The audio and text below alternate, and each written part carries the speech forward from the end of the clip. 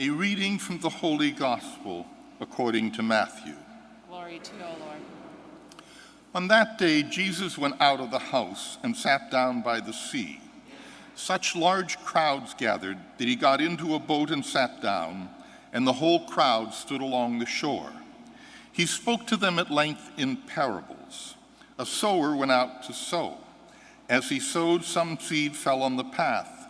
Birds came and ate it up. Some fell on rocky ground where it had little soil. It sprang up at once because the soil was not deep. But when the sun rose, it was scorched, withered for lack of roots. Some seed fell among thorns, and the thorns grew up and choked it. But some fell on rich soil and produced fruit, 100 or 60 or 30-fold. Whoever has ears ought to hear. The disciples asked, "Why do you speak in parables?" He replied, "Because knowledge of the mysteries of the kingdom of heaven has been granted to you, but not to them. To anyone who has, more will be given, and he will grow rich. From anyone who has not, even what little he has will be taken away.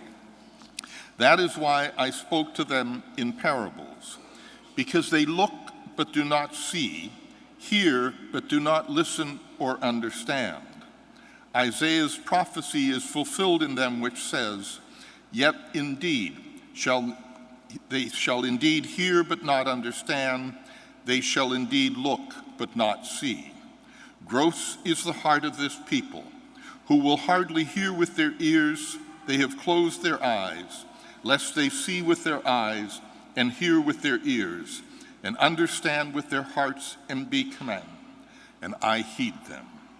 But blessed are your eyes because they see, and your ears because they hear.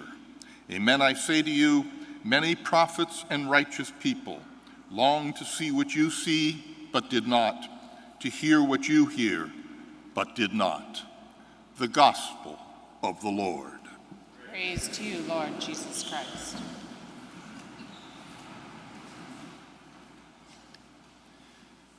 St. Peter's Square in Rome can accommodate roughly 500,000 people. But on the Wednesday morning general audience, where there are usually between 50 and 60,000 people, workmen erect these long gray wooden barriers. And what they do is they create a number of aisles through the square so that when the Pope comes out in the Popemobile, he can move closer among the people, and more people get an opportunity to be close to him. South American people take a gourd, that big fruit, they cut it in half, and they hollow out one half of it.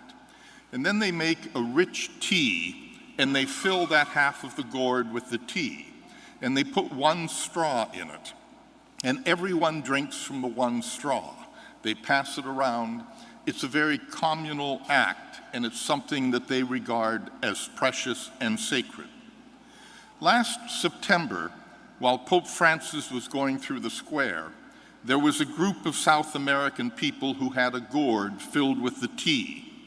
And when his Popemobile approached, one of them held it up, and Pope Francis told the driver to stop, and he reached down and took the gourd and took a sip through the straw. Well, the South Americans went ballistic, and the security people went 10 times more ballistic. After the audience, they sat the Holy Father down and said to him, "You cannot do that. That could have been poisoned.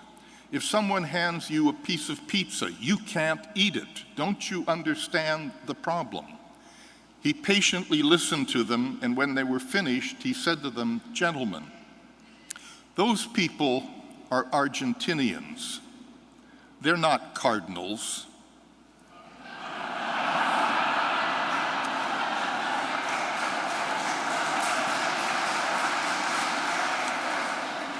Pope Francis is astutely aware of what's going on in the world around him. He has eyes that see and ears that hear. Why? Because in the midst of his busy, hectic schedule, he takes time every day to pull back, to be still, to be quiet, to pray. I wonder if the same can be said of the rest of us. Never in human history have people lived the tension-filled and hectic lives that we live today. And everywhere around us, we can see the human psyche cracking. Someone gets fired from a job because they're not performing adequately, and rather than accepting the responsibility, they go out and get a gun and come back and murder their fellow employees. Someone doesn't like gay people, so they go into a nightclub in Orlando and just randomly murder everyone in sight. We need to pull back and be still. Ask myself who I am. What am I doing with the limited time I have in this world? How am I treating the people who love me? So that, like Francis, we can have eyes that see and ears that hear. Amen.